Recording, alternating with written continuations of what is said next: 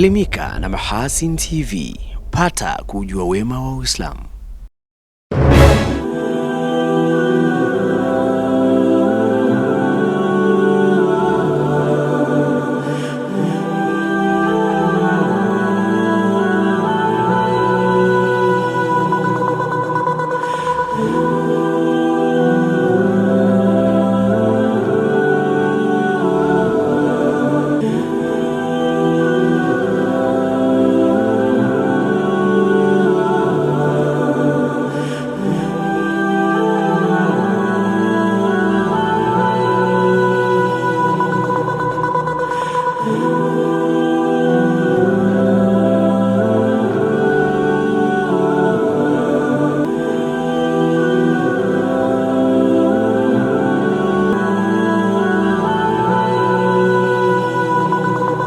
Assalamu alaikum wa rahmatullahi wa barakatuh. Mpenzi mtazamaji wa Mahasin TV, karibu katika kampu la habari. Leo tuko nami Abdurrahim Salum Japan kukuletea habari za kitaifa, na hapo baadaye nitakujuza tutakuwa nani katika habari za kimataifa.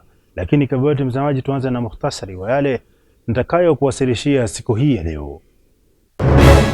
Wizara ya Mawasiliano na Teknolojia ya Habari yawasilisha bajeti yake bungeni jijini Dodoma kwa mwaka wa fedha 2025-2026. Skuli ya msingi Daktari Samia Suluhu Hassan ya Mwanakwerekwe yaibuka kidedea katika shindano la Isha ya Muungano.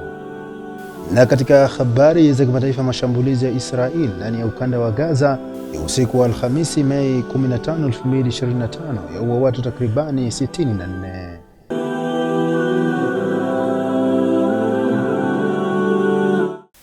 Na mtazamaji, kabla hatujalianza kapu la habari kitaifa, ni kukumbusha pia tunapatikana kupitia mtandao wa YouTube ambapo utaandika Mahasin TV official channel. Utaweza kujivinjari huko vipindi mbalimbali pamoja na kapu la habari. Tuanzie huko jijini Dodoma ama Dodoma, ambako serikali imebaini na kuzifungia laini za simu 47728 pamoja na nambari za kitambulisho cha taifa NIDA 103928 baada ya kugundulika kuhusika katika matukio ya uhalifu wa kimtandao na udanganyifu kwa njia ya mawasiliano. Rajab Shabad Matuga anakuja na undani wa taarifa hii. Yameelezwa hayo na Waziri wa Mawasiliano na Teknolojia ya Habari Jerry Silaa wakati wa kuwasilisha makadirio mapato na matumizi ya wizara hiyo kwa mwaka wa fedha 2025-2026 bungeni jijini Dodoma. Amesema hatua hiyo ni sehemu ya jitihada za kuimarisha usalama wa sekta ya mawasiliano inayoendelea kukua siku hadi siku pamoja na kudhibiti matumizi mabaya ya teknolojia. Katika kipindi cha Julai 2024 mpaka mwezi Aprili 2025, sekta ya mawasiliano na teknolojia ya habari tumefanikiwa kutekeleza mambo yafuatayo. Moja, kuandaa rasimu za mapendekezo ya kutunga sera mpya ya taifa ya tehama ya mwaka 2025 na kuhuisha sera ya taifa ya posta ya mwaka 2003 na kuwasilisha katika ngazi za maamuzi ndani ya serikali kwa ajili ya kuridhiwa. Kubaini na kuzifungia laini za simu 47728 pamoja na nambari za kitambulisho cha NIDA 103928 ambazo zimehusika katika uhalifu. Akizungumzia makadirio mapato na matumizi ya wizara hiyo kwa mwaka wa fedha 2025-2026, Waziri Silaa ametaja baadhi ya vipaumbele vya wizara hiyo kwa mwaka ujao wa fedha. Kutunga, kuhuisha na kusimamia utekelezaji wa miongozo na kusimamia sekta ya mawasiliano na teknolojia ya habari. Kuimarisha upatikanaji wa huduma ya mawasiliano ya simu na posta kote nchini katika kukamilisha ujenzi wa minara 758 na kuendelea ujenzi wa minara 636 nchini. Kuweka mazingira wezeshi kwa ajili ya kukuza na kuimarisha biashara mtandao kwa kuhakiki taarifa za anwani za makazi katika halmashauri 28 na kusimamia uundaji wa mifumo ya kidijitali utawezesha biashara mtandao, yani e-commerce. Na hii ndiyo bajeti ya Wizara ya Mawasiliano na Teknolojia ya Habari kwa mwaka ujao wa fedha. Katika mwaka wa fedha 2025-2026, Wizara ya Mawasiliano na Teknolojia ya Habari inakadiria kukusanya kiasi cha shilingi bilioni 100,369,242,000 ambazo zinatokana na mauzo ya huduma ya mkongo wa taifa wa mawasiliano. Mheshimiwa Spika, katika mwaka wa fedha 2025-2026, Wizara ya Mawasiliano na Teknolojia ya Habari inaomba kuidhinishiwa na bunge lako tukufu jumla ya shilingi bilioni 291 1,533,139,000 kwa ajili ya utekelezaji wa majukumu na vipaumbele vya wizara.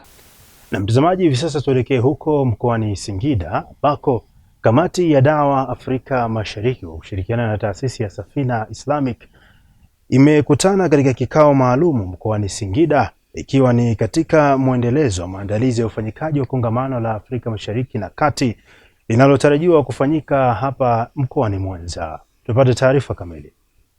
Viongozi walioshiriki katika kikao hicho kilichofanyika mkoani Singida wametoa wito kwa waumini wa dini ya Kiislamu kujiandaa kushiriki katika kongamano hilo sambamba na kuweza kuchangia ili kufanikisha ufanyikaji wake.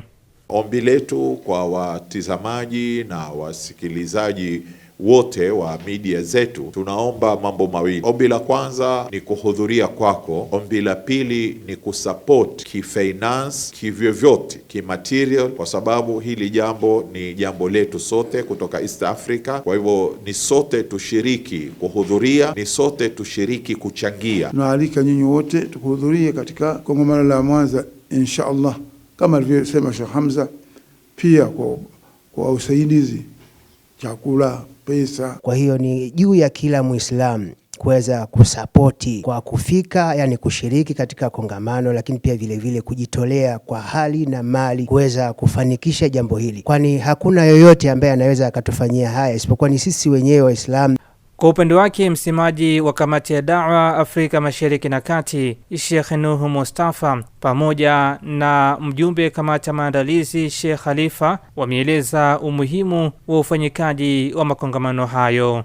Kwa kupitia makongamano tunaweza tukajenga malengo ya pamoja ya baadaye. Kwa hiyo na waomba jamii kama jamii waweze kuiunga mkono harakati hii ya makongamano hapa na pale, si Mwanza tu bali tunatarajia pengine mwakani ikawa Kenya, baada ya hapo ikaja Rwanda au Burundi au ikarudi na Uganda. La msingi tuchangie na kuwapa nguvu watu hawa ambao wamekuwa ni sababu ya kheri hii kubwa, kuinua jambo hili ambalo tunataraji litakuwa ni kubwa kulingana na mazingira lilipo. Kanda ya Ziwa kuna watu wa kutosha. Kuanzia muda huu Waislamu tuanze kujiandaa kutokea maeneo yetu ili tuweze kufika kwa wingi katika jiji la Mwanza, na nahisi jiji la Mwanza litapendeza.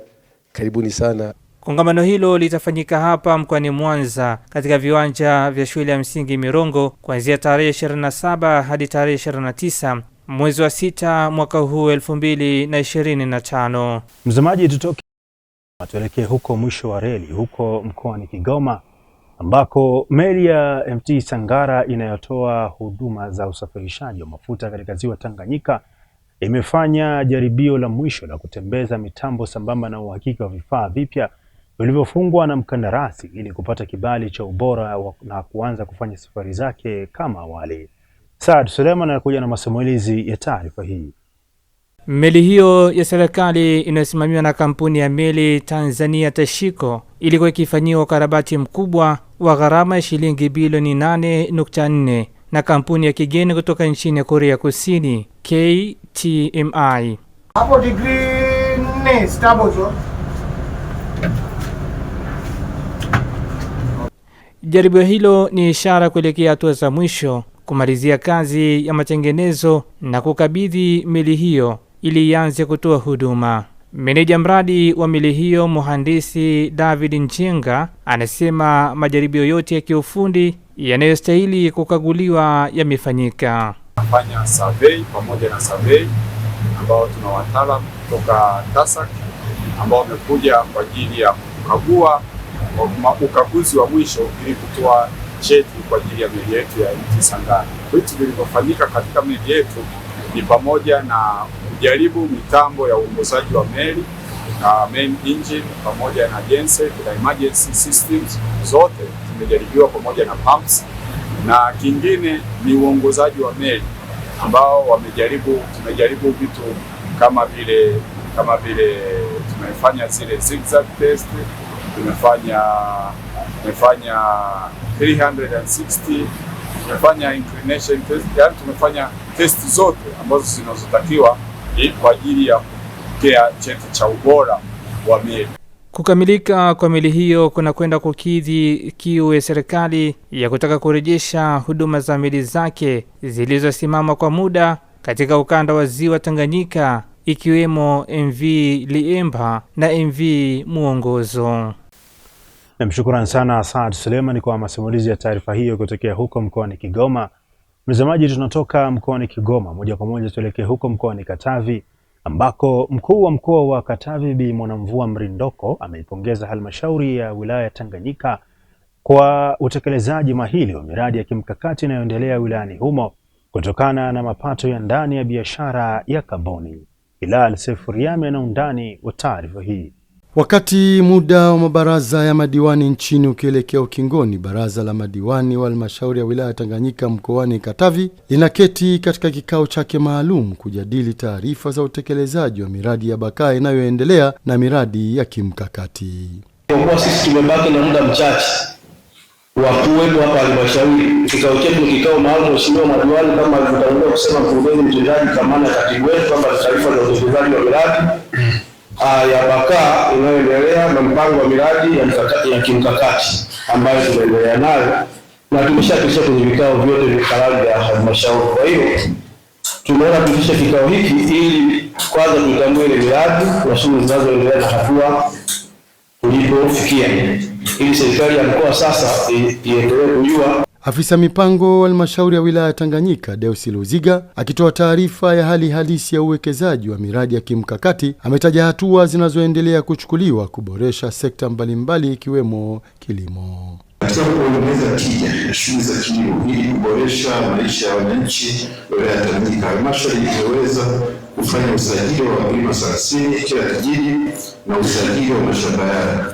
kuchukua taarifa za awali ya base information, kutoa elimu ya uzalishaji wa mahindi kwa tija, kuchukua sampuli za udongo, jumla sampuli 389 zilichukuliwa katika mashamba ya wakulima wote 240, yaani 30. Kazi kubwa ambayo inatakiwa kufanywa na halmashauri ni kuhakikisha tunapunguza idadi kubwa ya mifugo, lakini tukijielekeza kwenye kuboresha mifugo yetu ili iweze kuwa na tija. Kwa hiyo mapendekezo yangu ni kuanzisha mradi wa ufugaji wa ng'ombe wa maziwa kwenye eneo hili, ambao sasa utaweza kusaidia wafugaji kuwa na ng'ombe wachache, lakini wakiwa na ng'ombe ambao wanatija kwao. Akizungumza na kikao hicho, mkuu wa mkoa wa Katavi Bi Mwanamvua Mrindoko ametoa kongole kwa baraza la madiwani halmashauri ya wilaya ya Tanganyika kwa namna ambavyo limeweza kutekeleza majukumu yake, hasa kusimamia biashara ya kaboni. Kwa kweli mmebuni miradi, tena sio mradi mmoja au miwili, miradi mingi, mpaka nilikuwa najiuliza hii miradi itawezekana kweli kutekelezeka? Kwa kweli hongereni sana, mmetutoa kimasomaso na mnaendelea kututoa kimasomaso. Tunawashukuru sana, hata mimi nikisimama najivunia sana kuwa na halmashauri ya wilaya Tanganyika ambayo imekuwa mfano wa kuiga, imekuwa kimbilio la Tanzania nzima kuja kujifunza kuhusu masuala ya biashara ya kaboni. Mtazamaji, kwa taarifa hiyo kutokea huko mkoani Katavi inatufanya hivi sasa tuelekee huko mkoani Tabora, ambako ikiwa imebakia takribani mwezi mmoja kuvunjwa kwa mabaraza ya madiwani kote nchini ifikapo Juni 25, 2025, baraza la madiwani halmashauri wilaya Igunga mkoani Tabora limeeleza kupiga hatua kubwa za kimaendeleo katika kipindi cha miaka 5 ya uongozi. Saidi Kapalila anakuja na undani wa taarifa hii. Ifikapo Juni 25 mwaka huu 2025, mabaraza yote ya madiwani nchini yatakoma utawala wake na hivyo kuachiwa wataalamu wa idara kuendesha halmashauri hizo. Msisitizo wa mwenyekiti wa halmashauri ya wilaya ya Igunga Lucas Bugota ni kuona utendaji kazi wa kiwango kile kile. Tunaposema tumekusanya bilioni 4 zaidi, lakini tumekuwa halmashauri imekuwa ni kinara kwa kutekeleza kanuni zetu. Inatuelekeza kwamba kwenye matumizi yetu 100% lazima tupeleke kwenye miradi ya 40%. Tumetekeleza 100% kwenye miradi, tumepeleka fedha zote. Leo tumewakabidhi kwamba nyinyi mtapeleka kusimamia. Sio kweli alisema hapa. Mabaraza yanapokuvunjwa hawa watu wakiondoka, sio kwamba sasa gari iende inavyotaka. Tunataka halmashauri iende kama tulivyoipendekeza, na tunatoa maelekezo kwamba iende tuikute kama tulivyoiacha. Sisi katika kipindi ambacho kimebaki naenda kukamilisha hili zoezi kwa umakini mkubwa kwa uadilifu wa hali ya juu. Kupitia kikao hicho cha mwisho, kwa mujibu wa kalenda, pongezi zinatolewa kwa namna ambavyo baraza hilo limetekeleza shughuli zake kikamilifu, ikiwemo utekelezaji wa miradi ya maendeleo na ukusanyaji wa mapato. Pia ni washukuru wakuu wa idara na vitengo, wametoa ushirikiano mzuri kwenye kamati hii, na kuweza kufanya kamati hii vizuri ni matunda ya wakuu wa idara wakiongozwa na mkurugenzi. Halmashauri yetu hii kipindi cha nyuma nilikuwa nashuhudia wakati tukipokea hati chafu, lakini kupitia wewe, uongozi huu na utulivu huu ambaye nauona mimi kama mwenyekiti wa CCM, nina imani kubwa kwamba sasa Igunga imeenda kujengeka. Hongereni sana. Kwa upande wa serikali ya wilaya hiyo, pamoja na mambo mengine, imetoa shukrani kwa serikali ya awamu ya 6 kwa kuwezesha utekelezaji wa miradi mingi ya maendeleo. Fedha za miradi ambazo tulizozipokea ni zaidi ya bilioni 41,465,000.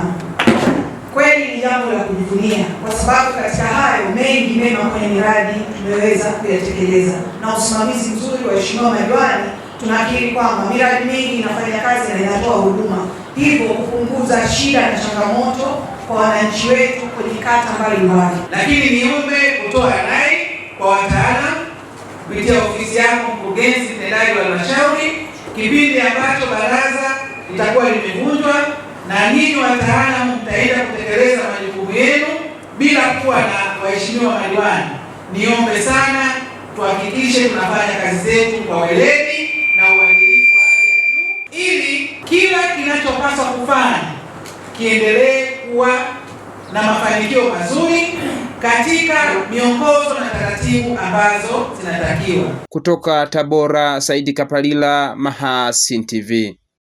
Mtazamaji, tunatoka sasa huko mkoani Tabora, tuelekee huko mkoani Mara ambako mkuu wa mkoa wa Mara Kanani Evans Mtambi amepokea tuzo 2 za ubora wa huduma zilizotolewa na Wizara ya Afya kwa kushirikiana na TAMISEMI kwa vituo viwili vya kutolea huduma za afya ambavyo ni kituo cha afya Nyasho na zahanati ya Kwangwa vilivyopo manispaa ya Musoma.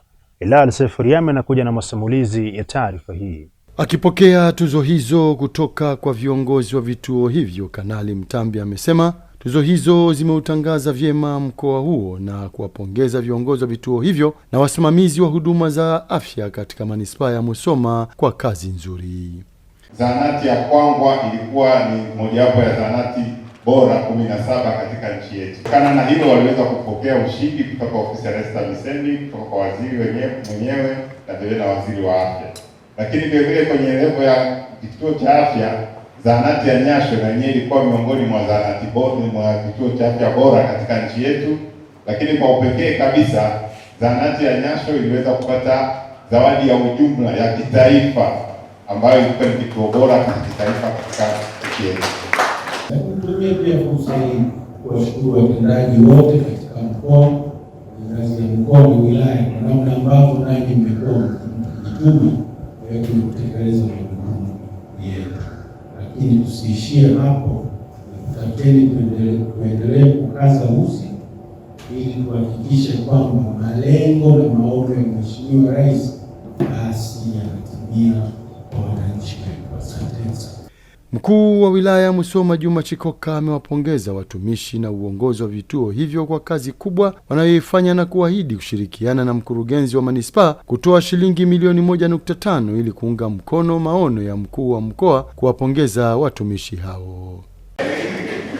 Kwa kuongeza morali, chachu, lakini kuhakikisha kwamba maelekezo yako uliyotoa tunaendelea kuyasimamia, kwamba kila mwaka tulinde viwango vile vile au twende juu zaidi, tusishuke chini.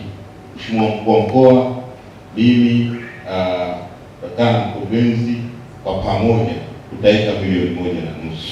Kwa upande wao, mganga mfawizi kituo cha afya Nyasho Dr. Richard Majahasi na mganga mfawizi zahanati ya Kwangwa Dr. Christopher Bilia wamesema tuzo hizo zinaongeza hamasa na chachu kwa watumishi kujituma zaidi katika utendaji wa kazi kuwahudumia wananchi. Sisi jicho letu ni dogo, halioni nje ya kituo chetu, lakini serikali inaona nje ya kituo chetu. Jicho lake ni kubwa, linaona Tanzania nzima. Katika kupima wameona ni hakika kwamba kituo chetu kinastahili kupata hizo tuzo, kwamba kitaifa kinastahili kuwa cha kwanza katika vituo vya afya kwa utoaji huduma bora, na sisi tumepokea kwa jicho la furaha kwamba sasa kituo chetu kumbe tunayofanya ni mazuri. Na pamoja na hayo tumeahidi kufanya bora zaidi kwa mwaka kesho ili tuweze kushikilia hiyo nafasi ya kuwa kituo bora katika utoaji huduma katika nchi yetu. Tuzo hii tuliyopewa inanipa mimi chachu, lakini pia na watumishi wenzangu kufanya kazi zaidi, kujituma zaidi. Japo kufanya kazi kwa bidii ni majukumu yetu, lakini pia tutaendelea kufanya kazi zaidi ili tuweze kuongeza zaidi. Hii tuzo tuliyopewa tupewe zaidi. Ni kutokana tu na tunavyofanya kazi kwa ushirikiano, ndio maana najikuta tunafanya kazi vizuri na tunafikia kwenye hatua hii ya kupewa tuzo. Mtazamaji, wa taarifa hiyo kutokea huko mkoani Mara inatufanya mimi na wewe kwa pamoja tupande jahazi kuelekea huko katika visiwa vya Marasha, Karafuu na uchumi wa buluu huko visiwani Zanzibar, tukielekea huko kisiwani Unguja ambako wanafunzi wa skuli ya msingi Daktari Samia Suluhu Hassan ya Mwanakwerekwe wilaya ya Magharibi Ba mkoa wa Mjini Magharibi wamefanikiwa kupata ushindi katika mashindano ya uandishi wa insha yaliyoandaliwa na ofisi ya mkuu wa wilaya wakati wa shamra za sherehe za Muungano. Rajab Shaban Matuga anakuja na masimulizi ya taarifa hii. Wanafunzi hao waliofanya vizuri katika shindano hilo lililojumuisha skuli 7 za wilaya Magharibi Ba wamezawadiwa na mkuu wa wilaya hiyo Bi Hamida Musa Khamis, ambaye ameeleza shindano hilo kuwa endelevu ili kuwajengea uelewa wanafunzi katika masuala ya Muungano. Kila itakapofika miezi ya kusherekea mapinduzi matukufu ya Zanzibar na muungano wetu wa Tanganyika na Zanzibar, tunalazimika kuandaa wanafunzi waweze kuandika maandiko maalumu au makala maalumu zitakazoonyesha namna gani wanaufahamu muungano, namna gani wanafahamu mapinduzi ya Zanzibar na uzalendo wao katika nchi yao. Kwa hiyo hili ni agizo langu, na tutakwenda kuandaa sasa zawadi kubwa kwa wanafunzi watakaofanya vizuri kwa skuli zetu za msingi na za sekondari. Akiwapongeza wanafunzi 33 walioshiriki shindano hilo, DC Hamida amewataka kujiandaa na shindano kama hilo katika maadhimisho ya sherehe za mapinduzi ya Zanzibar hapo mwakani mwezi Januari 2026. Ikifika Disemba tutaenda kwenye sherehe za nini? Mapinduzi, kwa sababu tunaanzia Disemba mpaka ikifika tarehe 12 ya Januari tunakutana kupeana nini? Zawadi. Kwa hiyo tuanze kujiandaa, tukumbuke tunavyofundishwa, tuliposahau tuulize, ili ikifika Disemba tuanze kutengeneza insha nzuri itakayohusisha masuala yetu ya mapinduzi. Na mkumbuke kwamba elimu bure ni miongoni mwa matunda ya mapinduzi. Kwa hiyo ikiwa we ni mwanafunzi unayejua thamani na faida ya wanafunzi na kufaulu na kwenda mbele kielimu, basi lazima utakuwa unakumbuka mapinduzi matukufu ya Zanzibar na muungano wa Tanganyika na Zanzibar. Afisa elimu wilaya Magharibi Ba, Mwalimu Sudi Hassan Sudi, ameeleza manufaa yanayopatikana kupitia mashindano ya insha, ikiwa ni pamoja na kukuza weledi. Lakini niseme wazi kwamba watu wote walifanya vizuri 33. Lakini kama tujuapo kwamba katika 100 katika wawili basi mmoja atatokea ambaye amefanya vizuri zaidi. Kwa hivyo tupo hapa leo si kupeana zawadi tu, bali kupongezana. Hizi insha kwanza ni nzuri kwa sababu wanafunzi wakifanya hizi insha wanasoma, maana wanajua katika muungano kimetokea kitu gani. Lakini pili, wanakuza uweledi wao katika kujifunza. Nashukuru kupata zawadi hii na naahidi kufanya vizuri zaidi katika mashindano yajayo. Na washauri wanafunzi wenzangu kwa wasiogope kushindana, washiriki bila kuwa na uoga. Namshukuru mkuu wa wilaya kwa kutupatia zawadi hii na ninamwahidi kuwa nitashiriki tena katika mashindano yajayo. Skuli zilizoshiriki shindano hilo ni pamoja na Kijitopele A na B, Urafiki, Kiembe Samaki A na B, pamoja na skuli ya Dr. Samia Suluhu Hassan ambayo imekuwa mshindi wa insha hiyo kwa kutoa mshindi wa kwanza na wa pili. Na mtazamaji, kwa taarifa hiyo iliyosimuliwa hapa studio naye Rajab Shaban Matuka, ndio mwisho wa kapu la habari kitaifa. Tunapata mapumziko mafupi. Tutakaporejea nitakujuza tuona nani katika habari za kimataifa. Usibonyeze kitufe. Mahasin TV channel namba 455 katika kingamuzi cha Azam.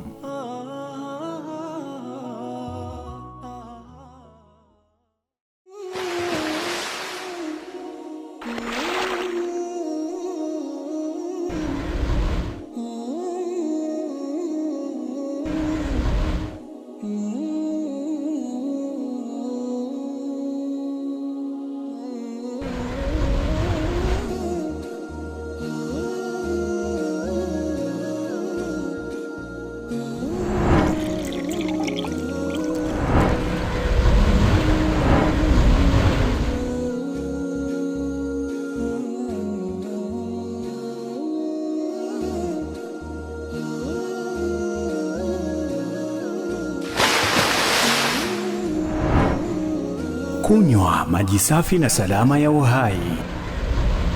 Bidhaa bora ya Bakhresa.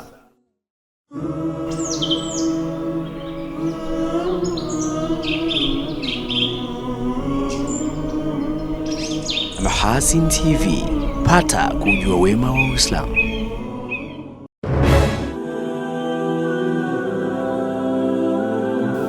Shukran sana mtazamaji wa Mahasin TV kwa kuendelea kwa nami, na kwa wewe ambaye unajiunga nami hivi sasa. Kipindi hewani ni kapu la habari, na hivi sasa ni wasaa wa habari za kimataifa kama zilivyonayo akhi Saad Suleiman. Karibu kwa upande wa habari za kimataifa. Umoja wa Mataifa umeelezea wasiwasi mkubwa kuhusu ongezeko la machafuko katika mji mkuu wa Libya, Tripoli. Umeonya kuwa makabiliano hayo yanatishia mzozo wa idadi kubwa ya wakimbizi wa ndani. Mapigano yalizuka Jumatatu usiku, huku milio ya risasi na milipuko vikisikika katika maeneo kadhaa ya mji huo. Mamlaka zilisema watu 6 wameuawa. Mapigano hayo yameendelea Jumatano katika maeneo muhimu ya bandari pekee ya Tripoli.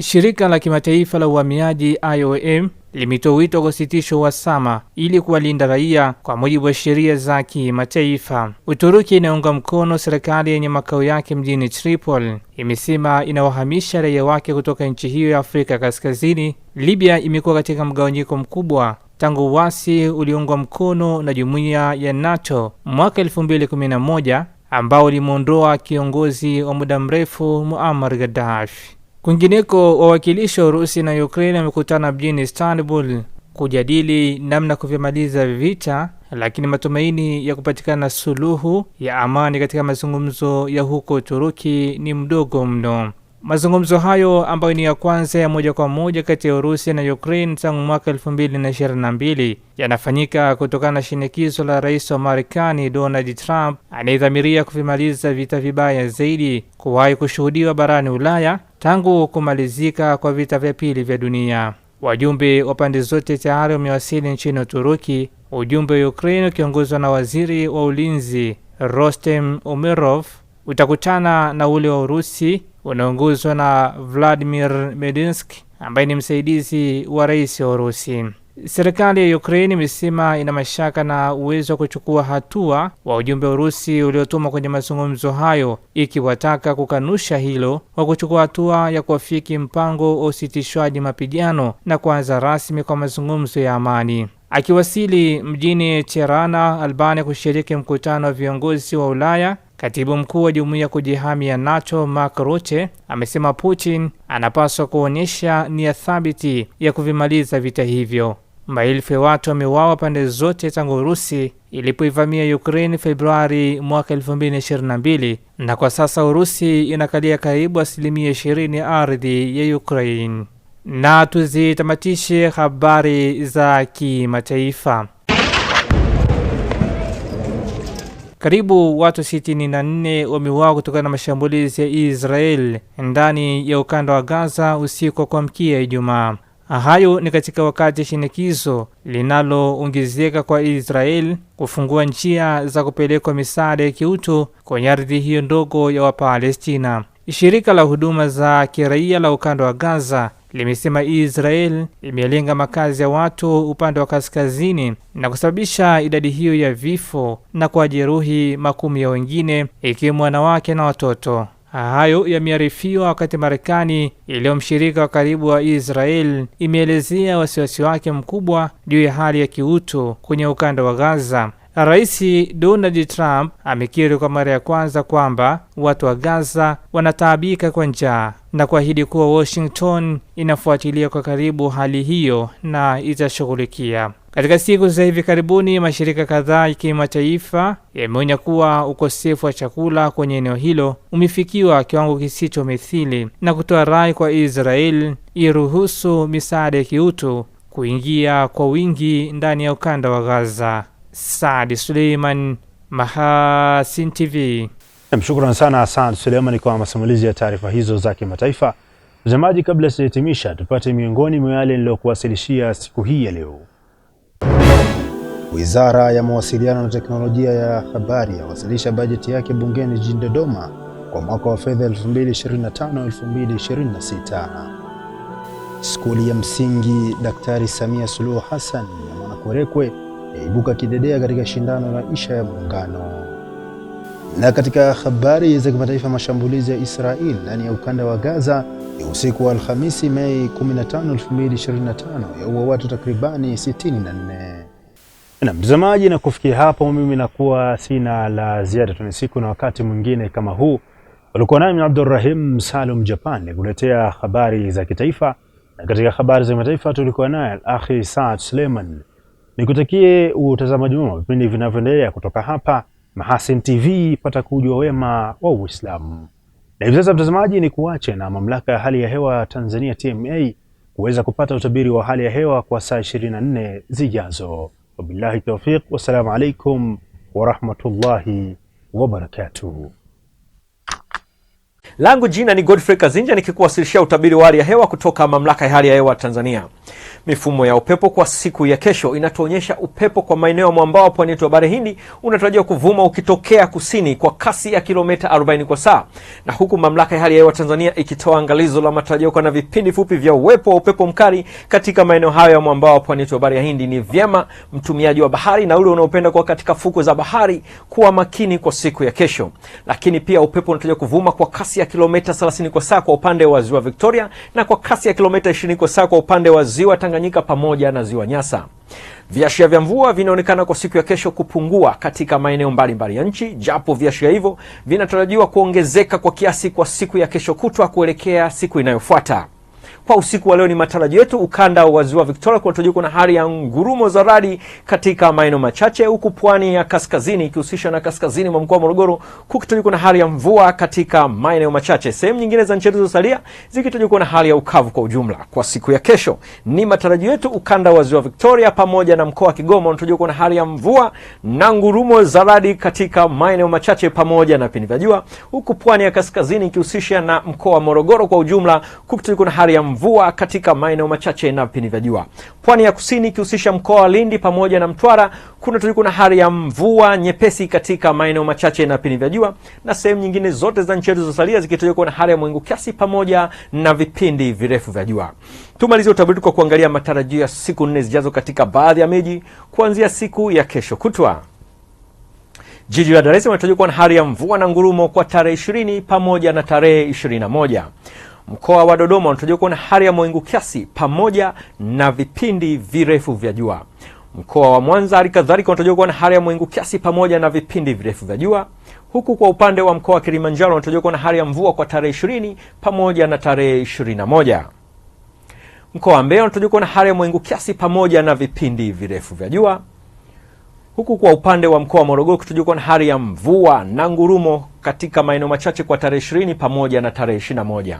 Mkoa wa Arusha unatarajiwa kuwa na hali ya mvua kwa tarehe 20 pamoja na 21. Ni kutoka mamlaka ya hali ya hewa Tanzania. Asante na nikutakie wakati mwema.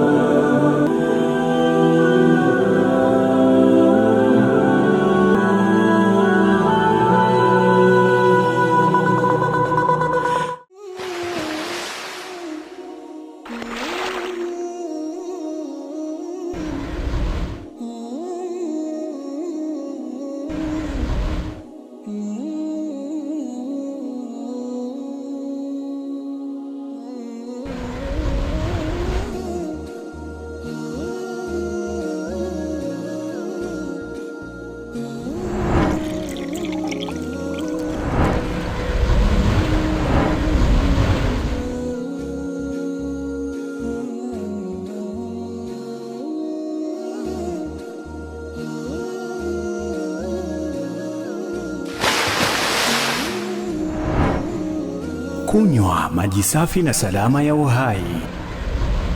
Bidhaa bora ya Bakhresa.